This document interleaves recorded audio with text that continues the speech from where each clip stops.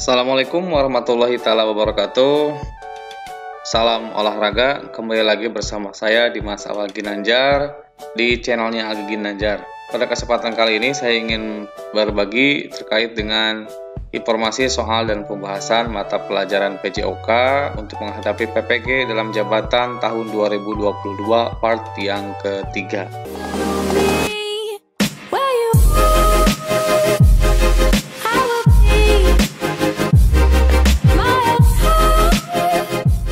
Ya, saya ingatkan kembali Bapak dan Ibu untuk mempersiapkan diri kita dalam menghadapi pretest PPG ini. Ada beberapa modul yang sudah saya sajikan. Ada modul 1, modul 2, modul 3, modul 4, modul 5, modul 6, dan juga modul pada saat persiapan tes P3K yang kemarin. Ini merupakan modul-modul PJOK yang sangat recommended sekali ketika Bapak dan Ibu akan melaksanakan tes PPG. Insya Allah semua modul tersebut dapat Bapak dan Ibu dapatkan dengan mendownload di link yang sudah saya berikan di deskripsi. Ini merupakan pertanyaan bonus yang pada saat pertemuan yang kemarin. Mari kita bahas bersama-sama Bapak dan Ibu. Yang nomor 20, mengajarkan teknik dasar untuk olahraga permainan seperti sepak bola, bola voli, bola basket, bulu tangkis, dan tenis meja merupakan A. Mutlak harus dilakukan karena sudah termaktub di dalam kurikulum. B. Tidak mutlak karena bukan untuk tujuan prestasi dalam berolahraga. C. Boleh dilakukan asal disesuaikan dengan kebijakan yang diambil oleh pimpinan sekolah. D. Harus dilakukan namun disesuaikan dengan tingkat kemampuan peserta didik, situasi dan kondisi yang ada di sekolah. E. Harus dilakukan walaupun situasi dan kondisi kurang mendukung. Dari pertanyaan ini Bapak dan Ibu bisa mengkaji dan juga menganalisis bahwa mengajarkan teknik dasar olahraga permainan tentunya ini merupakan salah satu olahraga permainan yang ada di dalam kurikulum dan harus disampaikan kepada anak didik kita. Namun yang harus kita perhatikan tentunya adalah berkaitan dengan tingkat kemampuan peserta didik, situasi dan juga kondisi yang ada di sekolah. Jadi jawaban yang paling tepat itu adalah yang D, yaitu harus dilakukan namun disesuaikan dengan tingkat kemampuan peserta didik, situasi, dan juga kondisi yang ada di sekolah. Soal pertanyaan nomor 21. Suatu aktivitas yang dilakukan dengan sukarela, tanpa paksaan, dan dalam waktu luang adalah definisi dari A. Olahraga, B. Rekreasi, C. Pendidikan jasmani, D. Pendidikan kesehatan, atau E. Pendidikan olahraga. Di dalam modul itu tertuang bahwa rekreasi adalah aktivitas untuk mengisi waktu senggang. Rekreasi dapat pula memenuhi salah satu definisi penggunaan berharga dari waktu luang. Dalam pandangan itu, aktivitas diseleksi oleh individu sebagai fungsi memperbaharui ulang kondisi fisik dan jiwa sehingga tidak berarti hanya membuang-buang waktu atau membunuh waktu. Jadi pertanyaan yang tepat dari nomor 21 ini adalah B, yaitu rekreasi. Lanjut ke soal pertanyaan nomor 22. Atletik adalah olahraga yang sangat populer dan mendunia. Terjemahan dari atletik itu sendiri adalah A. Track and event, B. Track and field, C. Action of show, D. Fitness and fit, ataukah E. Performance show. Dari terjemahan atletik itu sendiri Bapak dan Ibu bisa langsung menebak ya bahwa terjemahan dari atletik itu adalah tentunya track and field. Bahwa dijelaskan di dalam modul, banyak di antara kita yang tidak tahu bahwa atlet itu merupakan terjemahan dari kata track and field, di mana track adalah lintasan dan field adalah lapangan rumput. Jadi atletik adalah cabang olahraga yang dimainkan di lintasan dan di lapangan rumput. Jawaban yang tepat adalah B, yaitu track and field. Lanjut soal pertanyaan nomor 23. Dilihat dari nomor dan gerak dari atletik sungguh kompleks, sehingga atletik disebut juga sebagai mother of sport. Alasannya adalah A.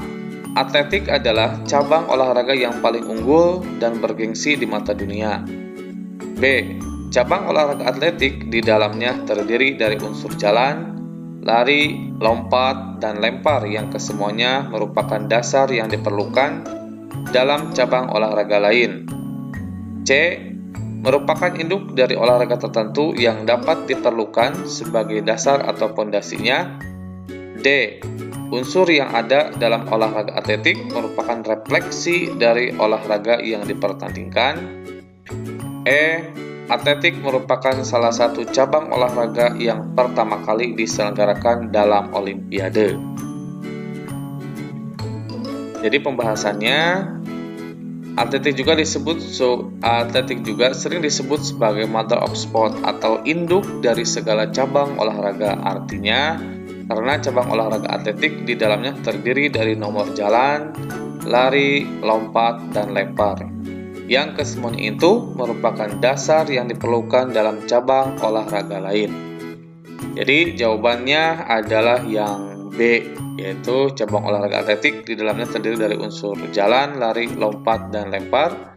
Yang kesemuanya merupakan dasar yang diperlukan dalam cabang olahraga lain. Dilanjut nomor 24.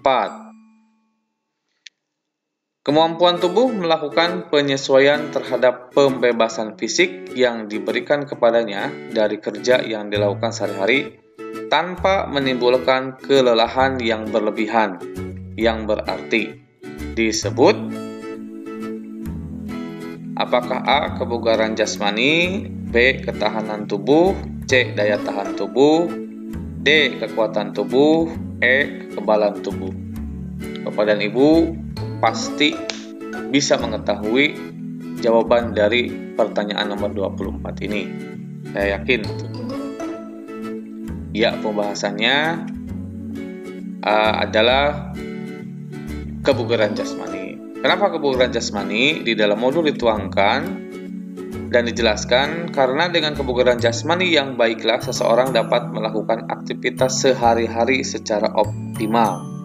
Bahkan dengan kebugaran jasmani juga, ia akan mampu melakukan aktivitas tambahan tanpa mengalami kelelahan yang berarti. Jadi, jawaban nomor 24 itu adalah kebugaran jasmani, yaitu A. Dilanjut soal pertanyaan nomor 25. Pembelajaran kebugaran jasmani berguna terutama untuk meningkatkan kebugaran jasmani yang berkaitan dengan kesehatan, yakni A. Daya tahan kardiovaskular, komposisi tubuh, kelentukan, kekuatan dan daya tahan otot. B. Kelentukan persendian, kelincahan, koordinasi, dan power. C. Kekuatan otot, daya tahan otot, kecepatan, dan keseimbangan. D. Daya tahan, kelentukan, kecepatan, kekuatan, dan kelincahan. Apakah E. Kecepatan, daya ledak, kelincahan, koordinasi ya itu tulisannya, dan juga keseimbangan.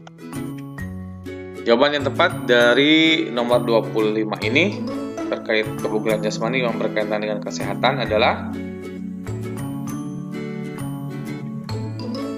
kebugaran jasmani yang berhubungan dengan kesehatan terdiri dari A.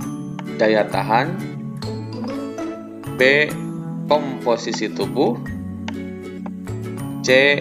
Kelentukan, D. Kekuatan otot, dan juga E. Daya tahan otot. Dari penjelasan ini, maka kita dapat menemukan jawabannya di nomor 25 ini adalah yang A, yaitu daya tahan kardiovaskular, komposisi tubuh, kelentukan, kekuatan dan juga daya tahan otot. Lanjut di nomor 26. Kemampuan fisik seseorang dalam melaksanakan tugas sehari-hari ditentukan oleh tingkat kebugaran jasmani individu tersebut. Sedangkan daya ledak atau power ditentukan oleh komponen kebugaran berupa A. Kekuatan dan daya tahan otot, B. Kekuatan dan kecepatan, C. Kekuatan dan kelincahan jasmani, D. Kekuatan dan kelentukan, apakah E. Kekuatan dan koordinasi. Pembahasannya,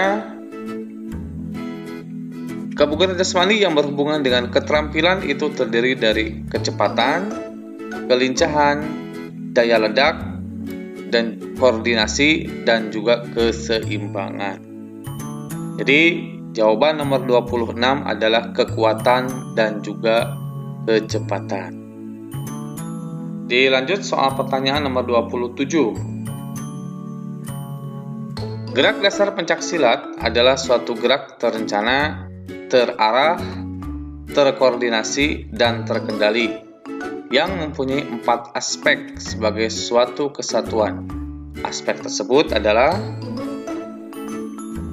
A. Mental spiritual, bela diri, olahraga, dan seni budaya. B. Mental spiritual, bela diri, kebugaran, dan aspek seni budaya. C. Mental spiritual, bela diri, olahraga, dan nasionalis. D. Mental spiritual, bela diri, olahraga, dan religius. E. Mental spiritual, bela diri, olahraga, dan karakter bangsa. Dilihat dari karakteristik seni bela diri pencaksilat, paling tidak terdapat 4 aspek utama dalam pencaksilat, yaitu ada aspek mental spiritual, aspek seni budaya, aspek bela diri, dan juga aspek olahraga. Dari kesemua 4 aspek ini, jawaban yang paling tepat itu adalah A, yaitu mental spiritual, bela diri, olahraga, dan juga seni budaya. Soal pertanyaan nomor 28. Gerakan yang mengharuskan tubuh membentuk tubuh lurus adalah A. Kayang dan split, B. Split dan salto, C. Sikap lilin dan guling ke belakang, D. Handstand dan headstand, apakah E. Guling ke depan dan handstand.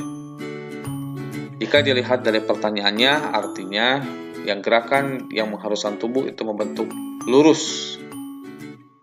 Pembahasan dari pertanyaan tersebut adalah yang pertama itu adalah berdiri dengan kepala, yaitu head and hand balance atau headstand.